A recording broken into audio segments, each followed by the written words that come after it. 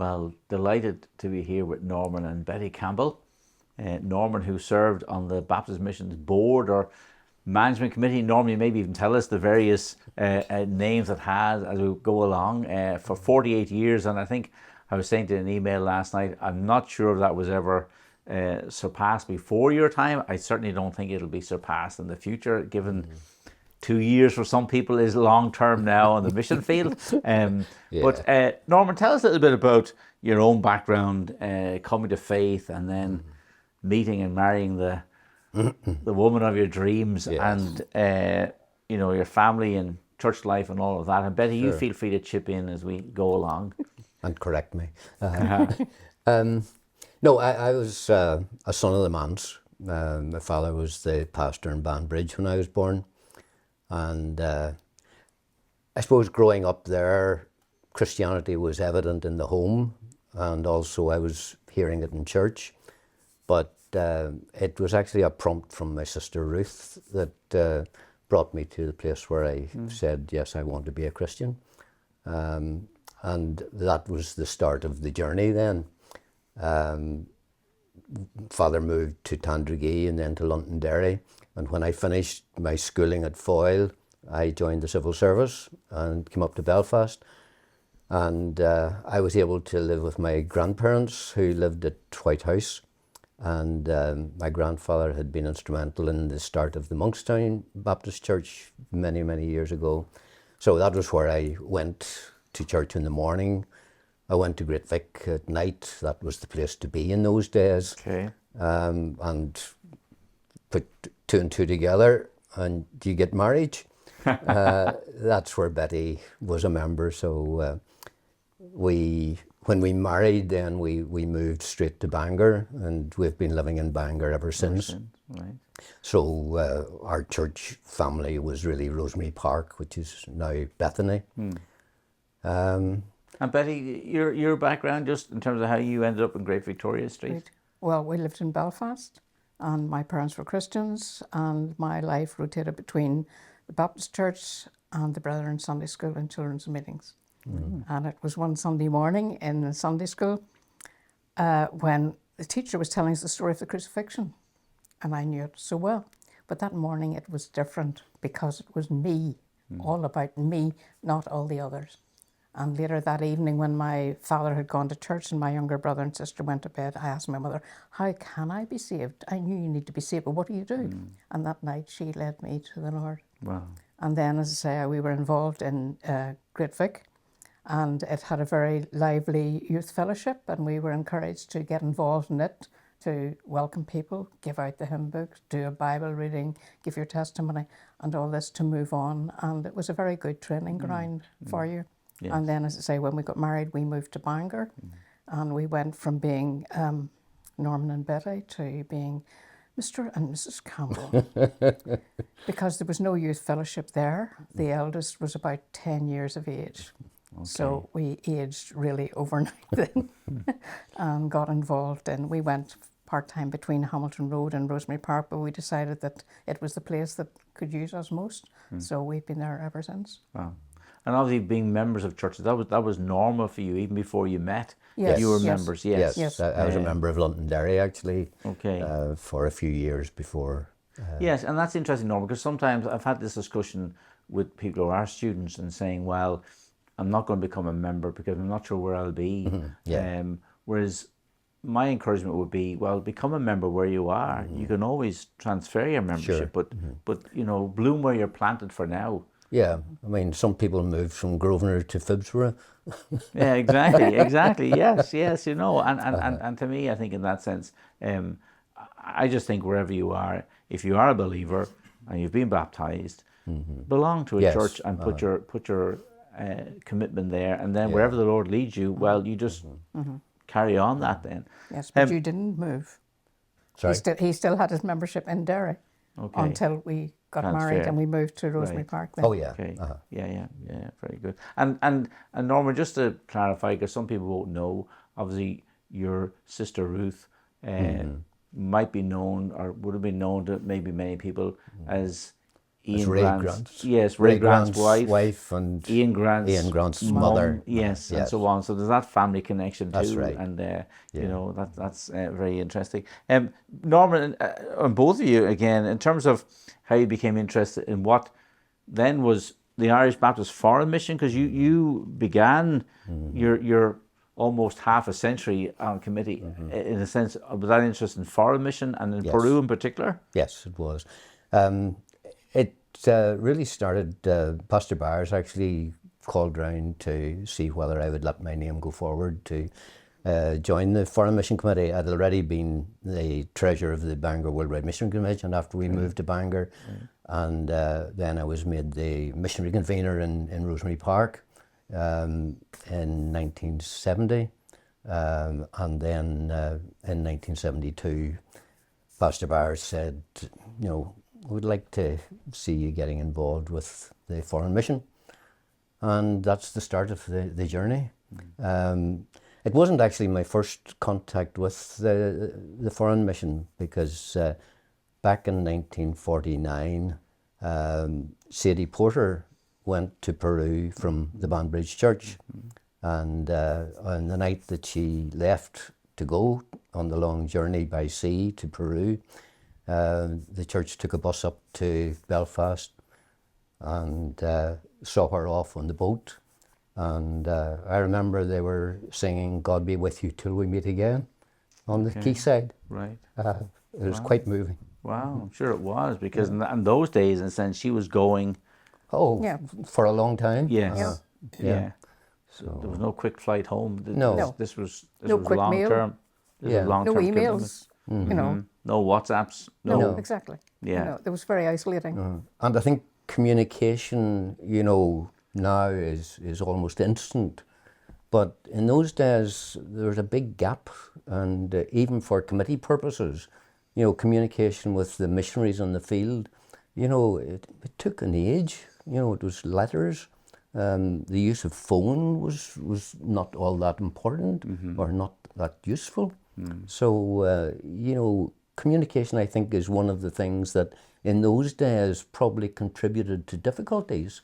And I think that is, to a large extent, helped by the opportunity for communication now. Yes. There's the anecdotal story of Sam Sloan, I think, sending home a letter to the committee. I'm not sure if it was I think it probably was the Foreign Mission Committee. But now I think he'd been working in Yunguyu, and he was considering beginning something in Alave, and so he wrote home to the committee looking for permission to do that, and that obviously took maybe 6 or 8 weeks or whatever it was, maybe longer. Yeah. And then, of course, the letter would only be considered when the committee next met. Yeah. And then the committee sent a reply, which was another maybe, so there was 6 or 8 months or something between. And I think the committee at home, again, this is anecdotal, I don't know if we can confirm, said, look, for now we think you have enough to do in Yunguyu, so we leave Alave for the present. But You'd the next already been letter, up there? yes, the next letter Sam Sloan sent back was greetings from the saints in Alave, and he'd gone off and done it anyway. Yes. But obviously, yeah. that shows, in a sense, the length of time, even in terms of a correspondence between a missionary and looking for something, Yeah. was difficult. Yes. And so, Norman, in terms of you were there then for the Irish Baptist Foreign Mission and the Irish Baptist Home Mission merging in 77, and the years previous to that in terms of the build-up. What was the impetus, or what was the thinking at the time within the churches as to the value of a merger as opposed to keeping the two sides of the mission, if you like, or two mission entities separate? I was actually, I glanced back at Andrew Reid's book, and he actually quotes Robert Hosford, yes, a good who's in court man. Argentina. Yeah, and he was actually saying back in the 1930s that it would be good if the two were one. And I think as well, there was a feeling maybe that the foreign mission and the home mission were in competition with each other, even from a financial point of view. Yes. And I'm not sure where the immediate impetus came from, but I think part of it was to do with personnel as well.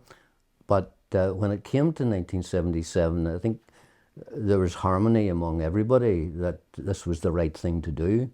And the focus then became one mission, but it still had the individual fields that were looked at and managed individually, because we did have subcommittees then on the board, that one dealt with Ireland, one dealt with Peru, and by that stage we were already involved in Europe. So there were the three legs to the stool, as it were. And that still worked very well, because the management committee then made sure that everything was coordinated and was that they weren't pulling in different directions. And that arrangement has stood the test of time, because here we are almost 50 years later, and it's a very similar. I know numbers have changed a little bit in terms of, but a management committee appointed by our churches every 4 years, represented by people from our churches, and then that management committee dividing into the three: Ireland, Peru, Europe, still, and so it has stood the test of time. And I suspect, Norman, while you're not going to say it, your mind and others were probably behind a lot of that setting up of that arrangement, I presume.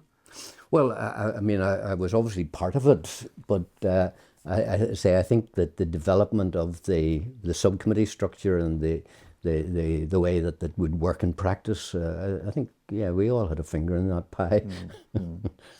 And Norman, as I said earlier, like 48 years, I'm sure there's people watching this going, really? And yet your interest, your involvement, and Betty, I want to bring you in here too, maintain that prayerful interest, that personal interest in missionary families. I know for many years when you were holidaying, say, in France or Spain, or maybe France and Spain, you took time out and often planned some of your holiday time around visiting those missionary families and just going and encouraging them, particularly maybe, wives who possibly more lonely on the mission field than husbands, and taking an interest in their children as well. Tell me how do you manage to keep that enthusiasm going for such a long time? Because some people say, well, after a while, surely you move on to something else. Well, I think it's because it's a long time. It keeps on going and going and going. And I think that's part of the problem today, that people are coming into the work of Baptist missions. They don't know the history. And so, well, it's something foreign to them. They don't know all about these people, and they don't know what has gone before. And so it takes a while to get used to it. So I've always known about those missionaries. Great Vic was a very missionary-minded church. And we used to sit often beside Mary Sloane's mother, and she used to tell us about these things. Every month there were envelopes in the pews: foreign mission, home mission, annuity fund, orphan society, college, and it was always kept before you. And they had a large missionary family, so it was there listening to what was happening there, and it just continued on then with Baptist missions. And when we were in certain areas, now we would never have visited in La Rod or anywhere like that in the middle of beyond, but if we were within travelling distance, or often maybe on our way home, we would call and see them, and then you get a better idea of the situation that they were in, and realise just how difficult it is. They're talking about people coming to church regularly, and then they disappear for 2 or 3 months, and they come back as if they'd been here last week. Absolutely no explanation. There doesn't seem to be the commitment in some cases, which is very frustrating for the missionaries as they try to see the work moving forward. So it was good to see them and have a laugh with them and find out the things that make them tick. Yes. And then I think too, when missionaries come home on furlough, having a friendly face or two in a congregation or somebody they've met before, that can make a huge difference. You walk in the door and actually, there's Norman and Betty, or whoever it is, and they know them. That makes a huge difference too. I mean, some of the earliest people that we visited, actually Eddie Tutton. We visited Julie Brown, Julie Curtis. We were actually at Lionel Curtis's baptism in the river outside the town. With the spring waters coming down. And it was freezing. And then we visited Sarah Crowe and Janet Dalrymple, and Janet Livingstone. Janet Livingstone, And the Wesleys, all around the parish area, because you come up there and then you move from there up to the coast to come home, Okay. So it was an easy transition. So it wasn't as if you were really going out of your way. It was there just if they were there at the time, Yes, but and it's to still see the making situation. still making the effort though to do it, which yeah. well, it did build up the relationships with them as well on a personal level. And we've managed to visit the Reeds outside Barcelona when we've been down in that area. Yes. There was also that link too, because when the Reed boys came back from Peru for their education, they came to Great Vic. So although Paul was much older, Paul and Oliver, Austin was sort of my age group, and we knew that. So there was that link also with the family, and you see them. And this is well, I heard this from Audrey Reed when Gordon, Darren and I were over for Andrew's father's funeral. Audrey was telling us that at one point the boys were staying in the home that the Baptist Women's Auxiliary had bought. Mrs. Gribben. Yes, and University Street. Yes. I think that might have been the two older boys, maybe Paul and Oliver, yes. slipped out. And in those days, going to the picture house was a no-go. And they slipped out the picture house and they went to see a Roy Rogers movie. Then they obviously agreed, don't mention anything when we get back to the house. But somewhere over tea, it slipped out and it was discovered and they were in trouble. But Audrey was telling me, as it turned out, it was the Majestic.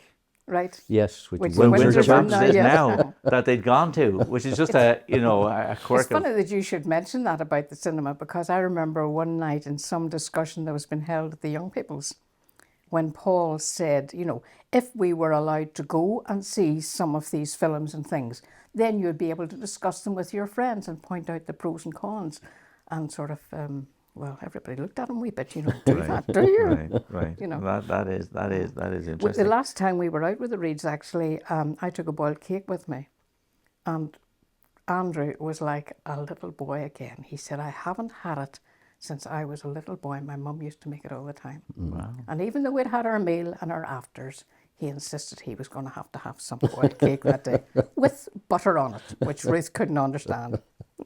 Okay, well, the way to Andrew Reed's heart there is do some boiled cake. We know that. We'll have to present him with that at some point.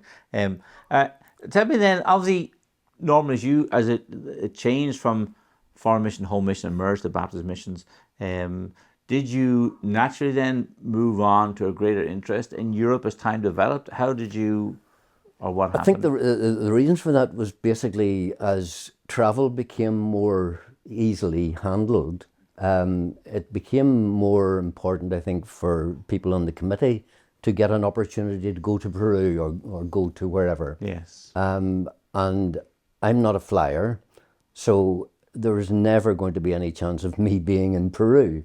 So the fact that we had been holidaying in France for a number of years, it's made sense for me to say, look, I think I ought to switch to the Europe Committee. And it was 1997 that I actually switched. So I was still on the Peru side for the 20 years after the merger. But that was really what prompted me to switch horses, as it were, and to concentrate on the Europe side of things. Because I think if you're able to visit the people on the field, it really does strengthen the bonds and encourages them, it encourages you by seeing the reality of life on the field. And I think that's what I felt was appropriate, that those who could go to Peru should be on the Peru committee, but I'll go to France by car.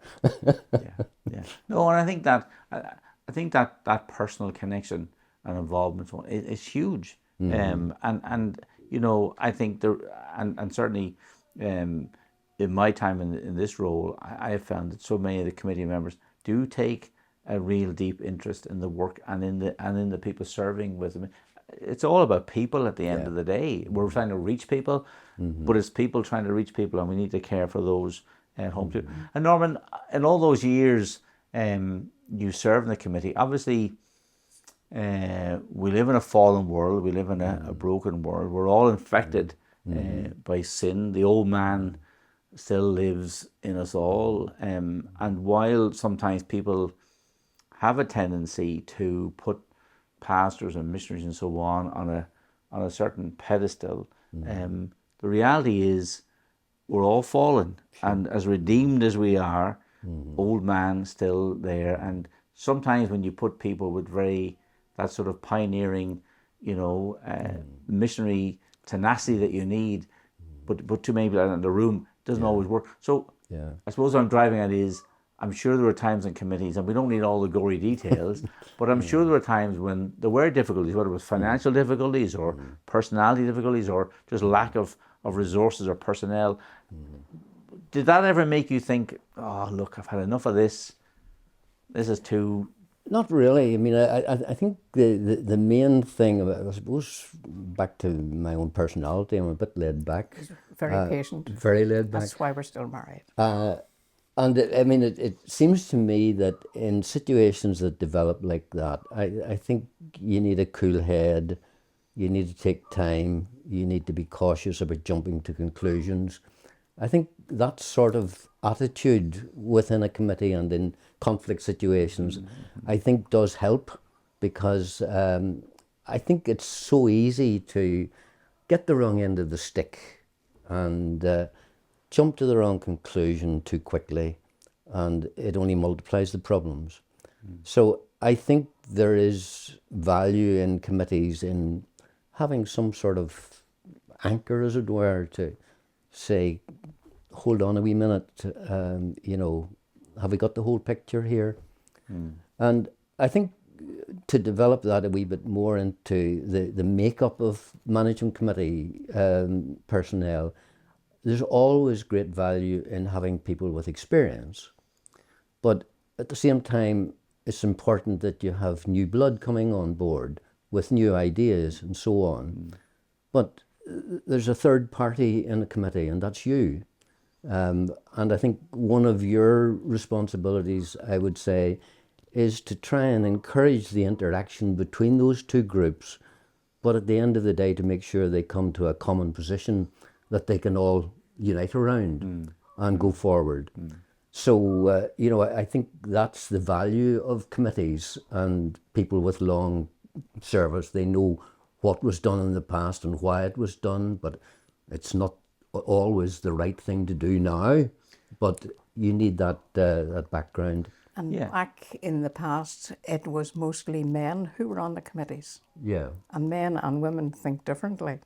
And I think it's good sometimes to have women on who see the other side of the thing when the husband is out perhaps doing the work and all the rest of it, and the wife is at home with the children, to see that point of it too. Yes, no, exactly. And I think we've always been blessed.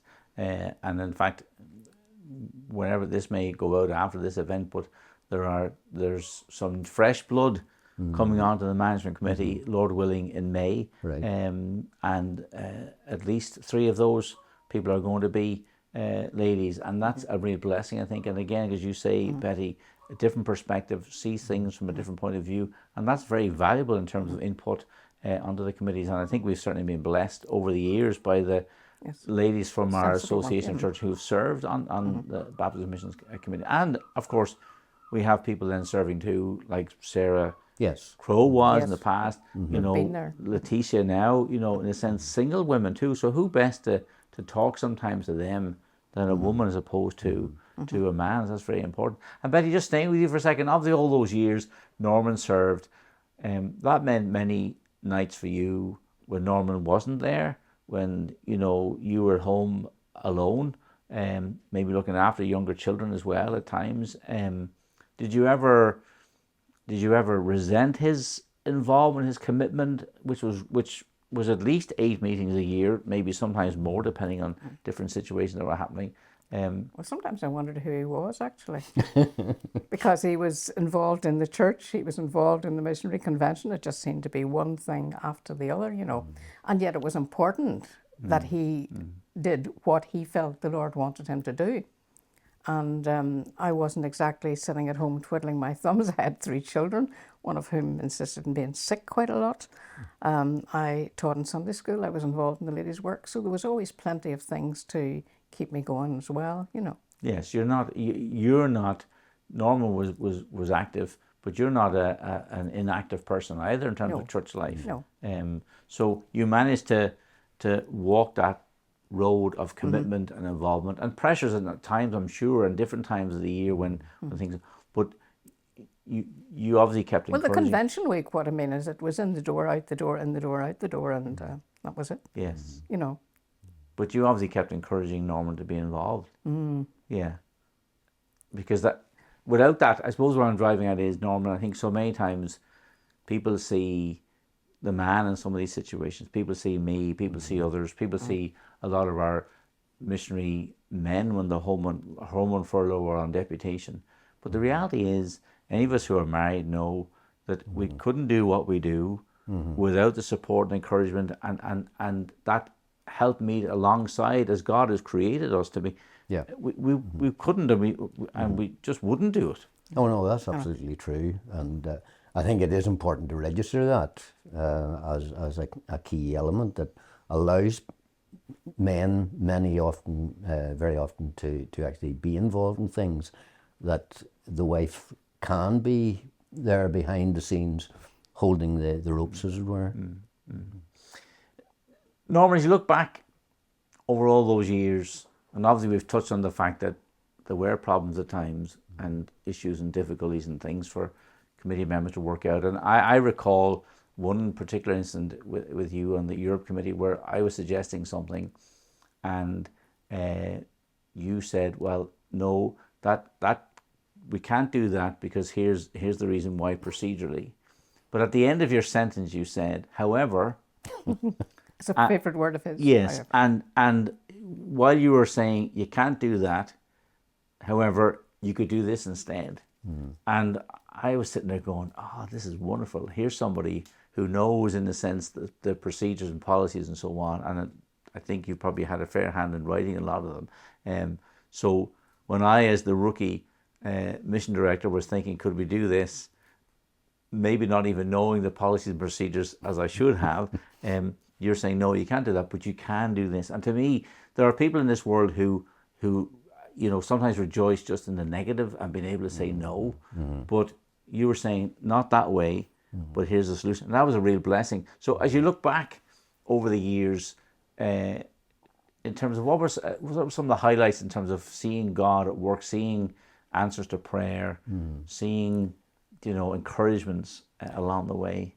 Well, I think if we focus on the Peru situation, I know I was off the Peru in latter years, but I think the encouraging thing there has been to see the way that the Peruvian pastors have matured, the value of the seminary and the work that has been done there over the years is now bearing fruit, and the whole Peruvianization of the work I think has been a real encouragement, because we often talk about the local people know the culture, they know the language and so on, and no matter how good somebody is going into that situation, it takes them years to actually get round all of that.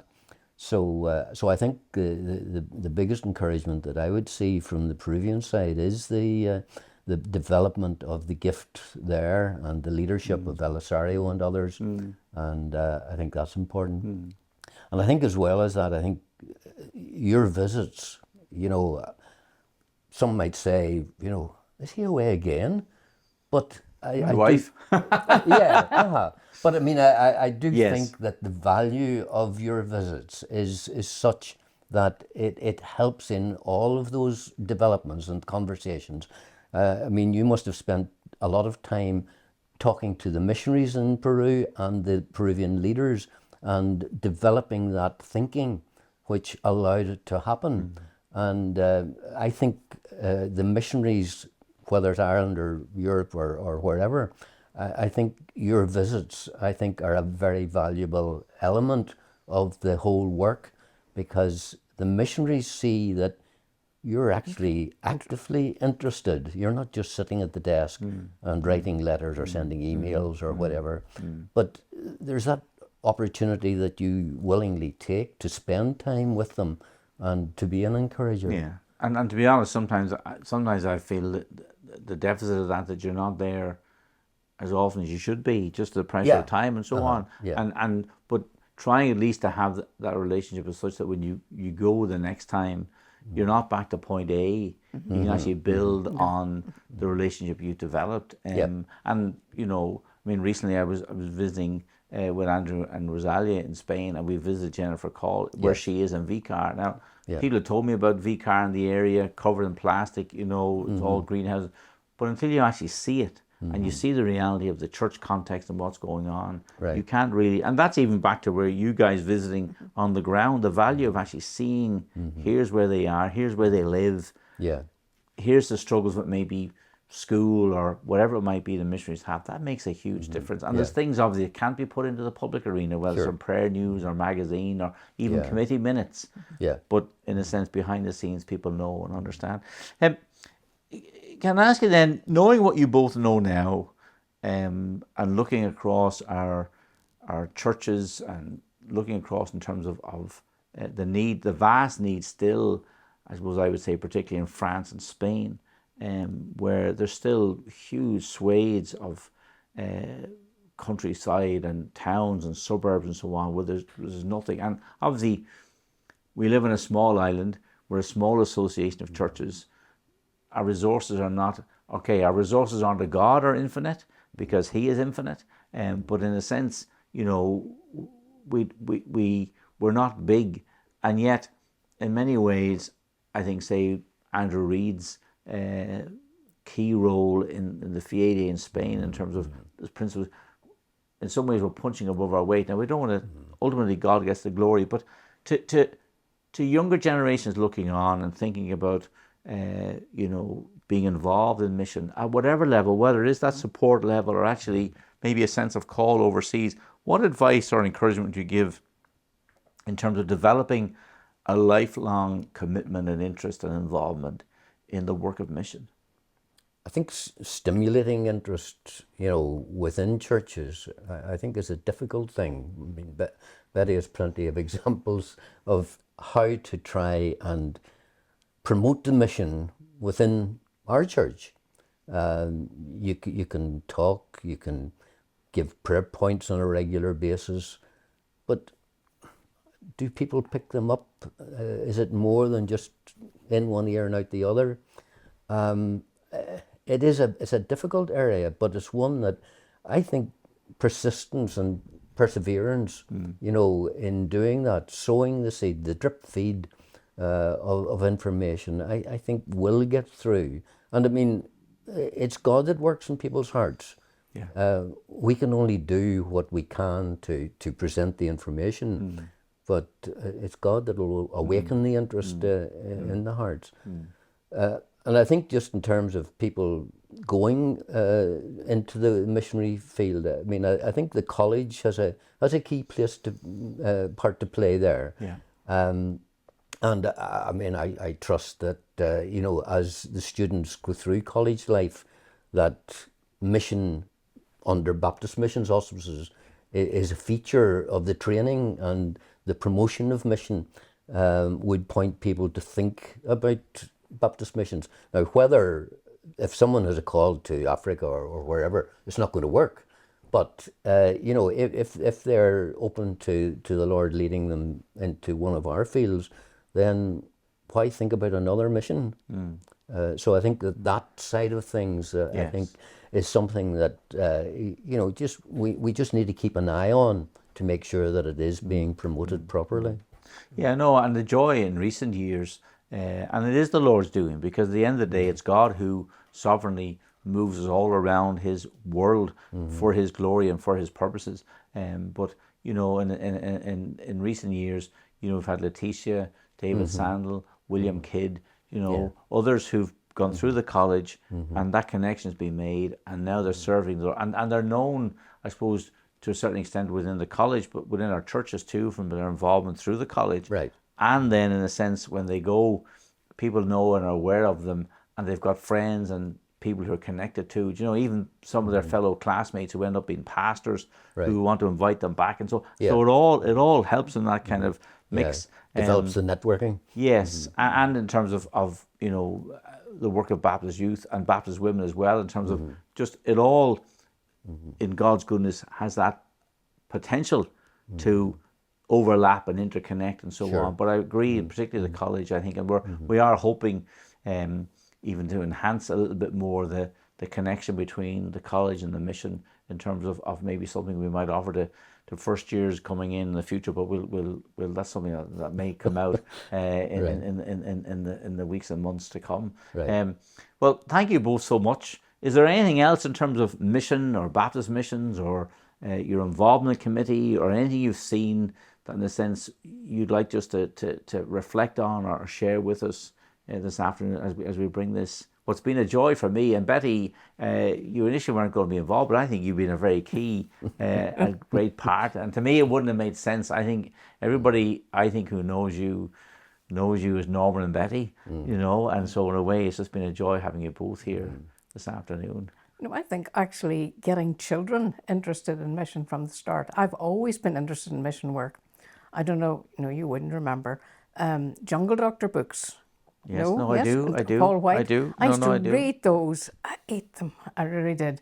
And it was so interesting and exciting.